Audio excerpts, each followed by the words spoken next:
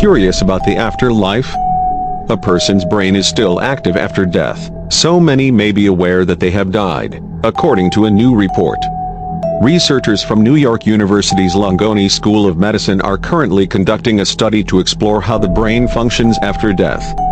To do so, they examined individuals who suffered cardiac arrest but were later revived.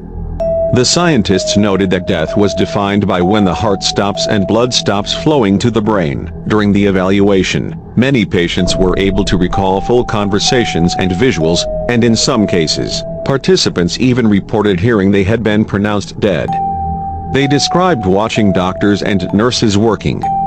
They described having awareness of full conversations, of visual things that were going on, that would otherwise not be known to them. Scientists confirmed their stories with doctors and nurses present at the time of death, and they were stunned to hear what the subjects remembered.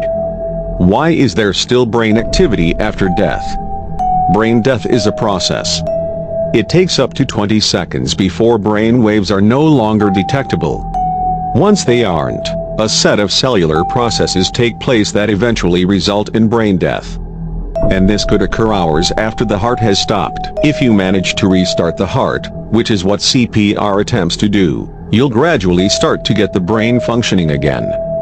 The longer you're doing CPR, those brain cell death pathways are still happening. They're just happening at a slightly slower rate.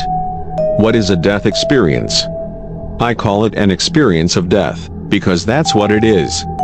People report a unique cognitive experience in relation to death. They may have a perception of seeing their body and the doctors and nurses trying to revive them, yet feel very peaceful while observing.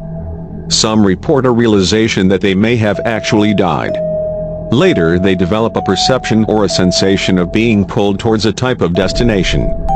During the experience, they review their life from birth until death, and interestingly this review is based upon their humanity. They don't review their lives based on what people strive for, like a career, promotions, or an amazing vacation.